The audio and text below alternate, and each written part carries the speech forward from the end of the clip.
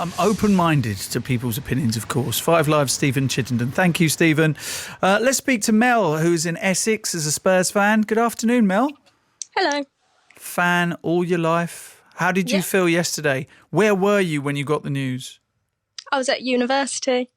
Little bit of a shock, but also not so much because we haven't really been performing.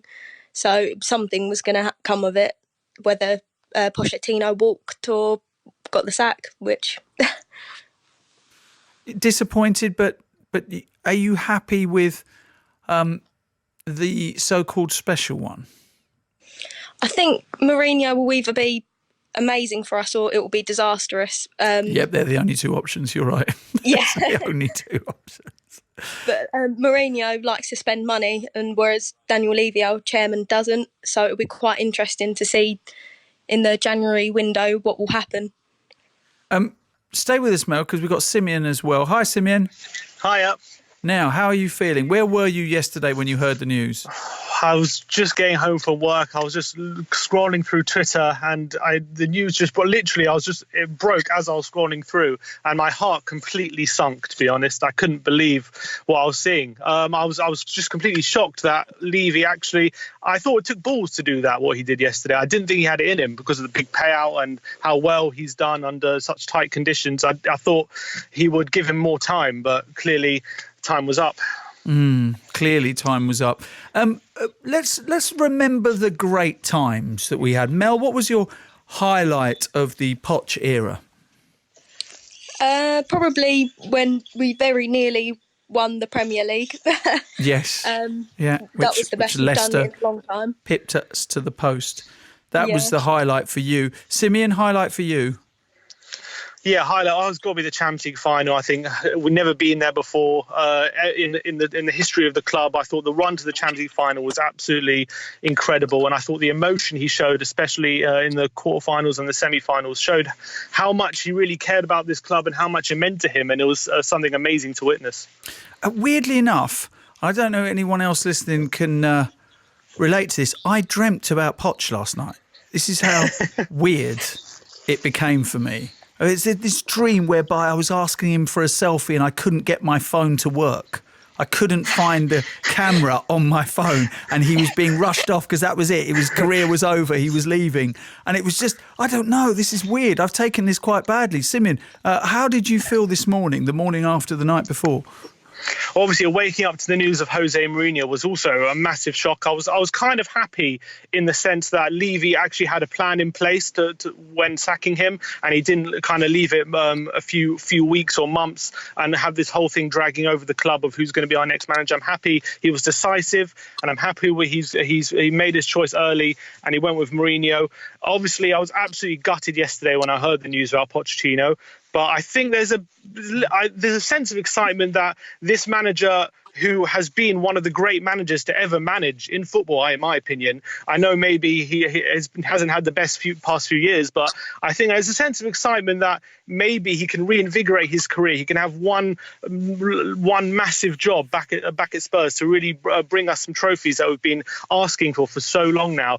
And so I think his appointment does bring a big sense of excitement for me. Well, the thing is, though, Mel, Jose Mourinho has hardly been a popular manager with Spurs fans, has he? No, not really. No. I think I was at Old Trafford last season, and I may have joined in a chorus which was singing, and I'll edit it for radio, "Jog on Mourinho, jog on Mourinho." And of course the words "jog" and "on" were not part of that particular song. So he's had a bit of a problematic relationship, hasn't he, with rival teams' fans, hasn't he? Yeah, I think that's just probably where he's quite passionate about the teams that he's at, and he wants to do well. And then he comes across sometimes a little bit not great, so to say. But what does he need to do to kind of win over Spurs fans, do you think? Because it's hard in any job, isn't it, when you come in, for instance, and you're replacing a very popular person, to kind of get people on side. And he's going to have to get the hundreds of thousands of Spurs fans around the world on side. Mel, what does he need to do to get you on side? Well, obviously I think firstly he needs to get the players on side, because there was something going on in the dressing rooms that obviously some players aren't happy there, and that's what caused the breakdown with Pochettino. So I think he needs to get the players on side first, and then get them to obviously perform and then win something. That would make it a lot better for us Spurs fans. Simeon? Look, all he has to do, as any full manager has to do, he just has to start winning games. And I know, but is it how he wins games? Because he won cups for Manchester United, but that certainly didn't win him any favours with the Manchester United fans. I know, but they're not as desperate for trophies as we are, let's be honest. That's the Good truth. point, well made. I think we've had so much progression under Pochettino over the past 5 years. It's been fantastic to see the football we've been playing. But I think he just brings that know-how. He brings that element of he knows how to get over the line. And I think us Spurs fans have suffered enough of being the nearly men. And it's time, for, as I've read on Twitter before, Pochettino taught us to dare. It's now time for Mourinho to teach us to do. Nice. And I think that it's time for Mourinho. And as you said, with what he has a tetchy relationship with rival fans, but I think he's one of those guys where if he's on the opposition dugout, you hate him, but when he's on your side, when he's fighting with you, you probably absolutely love him. And one thing he does share is a dislike for Arsenal, which is absolutely fantastic. Well, he's certainly in good company there. Nick Illingsworth joins us. Simeon and Mel stay with us. I do feel like that he could have given time, rebuild the squad, given the funds and the accessibility, the transfer window, it could have happened. But seeing as I think there has been a breakdown in the playing stuff and whatnot, he has left now. But now he's left, I think there's no one better than bringing in someone like Jose Mourinho with the know-how that he has to try and get us to win that trophy that has eluded us for so long. I am optimistic. I'm optimistic that he's hungry. He wouldn't have taken this job if he didn't feel like that he can achieve things with this squad. He always said he only joins clubs to win. He doesn't join clubs to battle for mid-table or overachieve. He wants to win things. And I believe he would not have come to this club if he wasn't given the assurances that he'd be backed by the board, and he hasn't been given the assurances that Tottenham are looking to win things. So that's a case to be optimistic. He's one of the best managers that has ever managed. He hasn't had a great few years, but hopefully this can reinvigorate him. I'm trying to be optimistic because I obviously love Pochettino so much. But these things happen. These eras end, and this is kind of come to. I mean, I can't remember where we would have seen. I mean, I was obviously quite saddened by when Harry Redknapp left, because I was a huge fan of Harry Redknapp and what he brought to the club. But, what Maurizio Pochettino, especially because I quite associate it, Simeon, with especially my son. My daughter's less into football, certainly watching it. But my son and I have had just such amazing, and I'm sure there's so many parents out there, Spurs fans, who've gone to their kids at some point over the last 5 years. Just to be clear, this isn't what we were used to growing up. Yeah, it's 100% true. I mean, we've had some great times with the Pochettino, and I honestly will love him forever. I appreciate the work he's done so much. He's going to get one of the big jobs, I think, Madrid, Bayern Munich, Man United. He deserves it for the job he's done at Spurs. I don't think he deserved to lose his job.